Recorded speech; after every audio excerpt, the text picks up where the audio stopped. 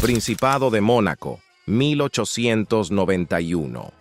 En la opulenta sala del Casino de Montecarlo, un hombre de apariencia elegante, con un cigarro en la mano y una sonrisa imperturbable, acaba de hacer lo imposible.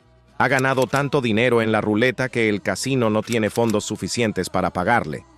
Los crupieres lo observan con incredulidad, los espectadores murmuran y la noticia recorre Europa como un reguero de pólvora. Charles DeVille Wells ha roto la banca de Montecarlo. Pero este hombre no era un simple afortunado, era un genio del engaño, un maestro de la manipulación y para algunos el mayor estafador de su tiempo. A lo largo de su vida ideó todo tipo de timos, ferrocarriles ficticios, patentes falsas y la fundación de un supuesto banco que terminó siendo una estafa piramidal, la misma que Charles Ponzi implicaría 15 años después, pero al otro lado del Atlántico. Pero, ¿quién fue realmente Charles de Wells? ¿Fue un golpe de suerte lo que lo llevó a romper la banca de Montecarlo o fue otra de sus múltiples estafas? ¿Y cuál fue el final de este curioso estafador que se convirtió en uno de los hombres más buscados en la Europa del siglo XIX? Acompáñanos hasta el final del video si te interesa saberlo.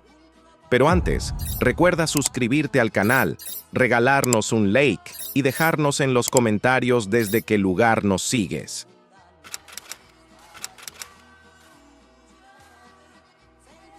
Charles DeVille Wells nació en Hertfordshire, Broxbourne, Inglaterra, el 20 de abril de 1841, en una época en la que Europa se encontraba en plena transformación industrial. Su padre fue Charles Jeremiah Wells, poeta y abogado, y su madre, Emily Jane Hill.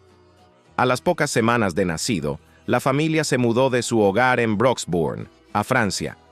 Inicialmente vivieron en Quimper, pero más tarde se trasladaron a Marsella. Desde muy joven, Wells mostró una inteligencia fuera de lo común, pero también una inclinación por el engaño y la trampa. Sus primeros años los pasó viajando por Francia e Inglaterra, siempre moviéndose en los círculos de la alta sociedad, aunque nunca perteneció realmente a ella. Wells se graduó como ingeniero y comenzó a trabajar en los astilleros y muelles de Marsella durante la década de 1860. En 1868, inventó un dispositivo para regular la velocidad de las hélices de los barcos y vendió la patente por 5.000 francos, una suma considerable para la época. Ese dinero le permitió dejar su empleo y comenzar a trabajar en su proyecto personal. Comenzó a presentarse entre la aristocracia de la época como un inventor, empresario y visionario. Pero lo cierto es que muchas de sus empresas eran solo fachadas para obtener dinero de inversores incautos. Uno de sus primeros golpes fue convencer a varios empresarios de financiar una máquina revolucionaria para el combustible de barcos a vapor. La máquina nunca existió, pero eso no impidió que Wells recaudara grandes sumas de dinero. Una vez que tuvo el dinero en su poder, escapó a París. En la capital francesa logró persuadir a cientos de personas para que invirtieran en un plan fraudulento para construir un ferrocarril en Berck-sur-Mer, en Pas-de-Calais. Pero nuevamente Wells desapareció con el dinero de sus clientes. En esta ocasión fue acusado ante los tribunales y condenado en ausencia por un tribunal de París. Su próxima parada fue Gran Bretaña, donde en 1885 logra convencer a un grupo de empresarios de que inviertan en lo que él afirmaba que eran inventos valiosos de su propia invención. Aunque prometió ganancias sustanciales, finalmente les repitió la misma dosis que a sus socios anteriores. Un día despertaron y no volvieron a saber más nada Wells.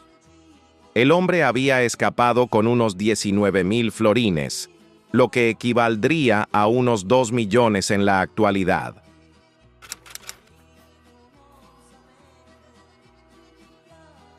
Con mucho dinero en el bolsillo, Charles Wells decidió jugar a lo grande, y su próximo objetivo fue Montecarlo. En el verano de 1891, llegó al casino de Montecarlo con una maleta llena de francos, producto de sus estafas. Su objetivo era claro: hacerse rico en la ruleta y dejar su nombre en la historia. El casino, símbolo del lujo y el juego en Europa, había visto a muchos jugadores perderlo todo. Pero Wells tenía algo que los demás no, una estrategia secreta. O al menos, eso decía él. En su primera noche, apostó grandes cantidades en la ruleta y ganó una fortuna. Algunos lo atribuyeron a la suerte, pero su racha ganadora continuó al día siguiente y luego al siguiente. Los crupieres no podían creerlo. Los números favorecían a Wells una y otra vez. El casino comenzó a quedarse sin fichas para pagarle. Fue entonces cuando se escuchó la famosa frase, «La banque est sautée». La banca ha sido rota. La noticia explotó en los periódicos. Un hombre misterioso había conseguido lo que parecía imposible. Había derrotado al casino más famoso del mundo. Si bien es cierto que la cantidad ganada por Wells era más que elevada para la época, es bueno aclarar cómo funcionaba y por qué se dice que rompió la banca. Para esa época, el casino de Montecarlo tenía una especie de ritual que había sido creado por François Blanc, el antiguo propietario del casino. Al comienzo de cada día, cada mesa de juego se financiaba con una reserva de efectivo de 100.000 francos, conocida como la banca. Si un jugador ganaba cantidades muy grandes y esta reserva no era suficiente para pagar las ganancias, se suspendía el juego en esa mesa mientras se traían fondos adicionales de las bóvedas del casino. Durante el tiempo que transcurría en reponer el dinero, se colocaba un mantel negro sobre la mesa y se decía que el jugador ganador había roto la banca. Después de un intervalo, se volvía a abrir la mesa para continuar con el juego. De igual modo, no era común que algo así ocurriera, por lo que los rumores del hombre que había roto la banca comenzaron a circular por toda la ciudad. ¿Cómo había logrado Wells semejante hazaña? Él mismo afirmaba que había desarrollado un sistema infalible para ganar en la ruleta, aunque nunca explicó en qué consistía. Algunos testigos aseguraron que jugaba con un método de apuestas progresivas, es decir, duplicaba sus apuestas tras cada pérdida, asegurándose de recuperar lo perdido y obtener ganancias. El método conocido como la martingala. Otros especulan que sobornó a empleados del casino para manipular la ruleta o que jugaba con ruletas defectuosas cuyo patrón aprendió a reconocer. Sin embargo, el casino nunca encontró pruebas de trampa. Sin embargo, lo más probable es que lo ocurrido no se debía a ningún sistema, sino simplemente a la suerte y a su audacia para apostar grandes cantidades sin miedo. Después de romper la banca, Wells se convirtió en una celebridad. Los medios europeos lo apodaron «el hombre que hizo saltar la banca en Montecarlo», y su historia se volvió un fenómeno de la prensa. Se codeaba con la alta sociedad, frecuentaba fiestas lujosas y gastaba dinero con una rapidez sorprendente. Compró un yate de lujo que remodeló y renombró como Palais Royal. Organizaba grandes banquetes y por primera vez en su vida parecía haber dejado atrás su pasado de estafador. Pero Charles Wells no era alguien que se conformara con un solo golpe de suerte. Quería más, y fue esa ambición desmedida la que eventualmente lo llevaría a su caída. Con una fortuna en sus manos, Charles Wells hizo lo que cualquier hombre con su historial haría: gastarlo todo sin medida. Se instaló en los mejores hoteles de Europa y comenzó a gastar a manos llenas. El dinero fluía como el champán y se evaporaba con la misma rapidez. En pocos meses, su fortuna se redujo drásticamente, así que decidió volver a Montecarlo para repetir su hazaña. En enero de 1892, Charles Wells regresó al casino de Montecarlo. Esta vez, el recibimiento no fue tan cálido. Los directivos del casino ya lo veían como una amenaza, pero no podían impedirle jugar. En los primeros días, parecía que su suerte seguía intacta. Ganó grandes sumas, y la prensa volvió a hablar de él. Pero, de repente, su racha cambió. El casino recuperó su dinero con la misma velocidad con la que lo había perdido meses antes. Wells siguió apostando, convencido de que la suerte volvería a sonreírle. Pero no volvió. En menos de una semana, perdió casi todo su dinero. Por primera vez, Montecarlo lo había derrotado. Pero Charles Wells nunca aceptaba la derrota.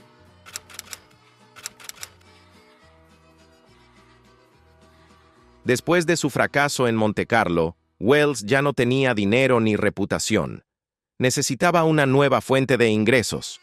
Y recurrió a su vieja técnica favorita, la estafa. Convenció a varios inversores británicos de que tenía una máquina revolucionaria que generaba electricidad barata. Les prometió ganancias exorbitantes y recaudó una fortuna de inversores confiados. Pero, al igual que sus engaños anteriores, la máquina no existía. Cuando los inversores comenzaron a pedir resultados, Wells desapareció con el dinero. La estafa fue descubierta rápidamente y la justicia comenzó a perseguirlo. Ya no podía esconderse. En 1893, Charles Wells fue arrestado en Inglaterra y llevado a juicio por fraude financiero. El hombre que había roto la banca de Montecarlo ahora estaba acusado de robar el dinero de sus inversores. El juicio fue un escándalo mediático. Wells intentó defenderse, pero las pruebas eran abrumadoras. Los testimonios de sus víctimas y los documentos falsificados sellaron su destino. Fue condenado a 8 años de prisión. El hombre que una vez caminó por Montecarlo como un rey, ahora estaba tras las rejas, sin dinero, sin poder y sin gloria. Su paso por la prisión fue un duro golpe. No era un hombre acostumbrado a la disciplina ni a la privación de lujos. Los guardias lo describieron como altanero, egocéntrico y convencido de que algún día recuperaría su grandeza. Pero la realidad era muy diferente. Su reinado había terminado. Después de cumplir 6 años de condena, salió en libertad por buena conducta. Arruinado económicamente y con su reputación por el suelo, Wells se fue a Francia, donde daría su último gran golpe, pero esta vez bajo una identidad falsa.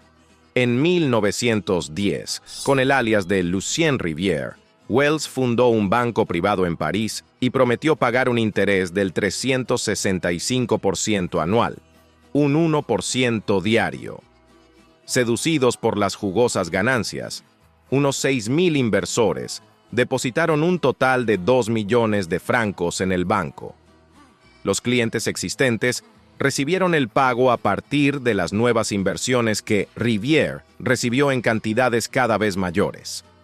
Este esquema fue el mismo que unos años después utilizaría en Estados Unidos Charles Ponzi, de quien, por cierto, tenemos un video en este canal, y que desde entonces lleva su apellido, Ponzi. Cuando las autoridades francesas comenzaron a investigar sus asuntos, Charles Wells huyó a Gran Bretaña con el dinero de sus clientes. La estafa fue notable por su escala, tanto en términos de la cantidad de inversores que perdieron dinero como de la cantidad total de sus pérdidas. Las autoridades parisinas abrieron una investigación para encontrar a Lucien Rivière y llevarlo ante la justicia. 2 años después, fue encontrado en Gran Bretaña, donde le arrestaron en enero de 1912. Un tribunal de París lo condenó en noviembre de ese año a 5 años de prisión. Como resultado directo de su crimen, el gobierno francés introdujo controles sobre los bancos privados, con un estricto procedimiento de investigación de antecedentes para sus propietarios.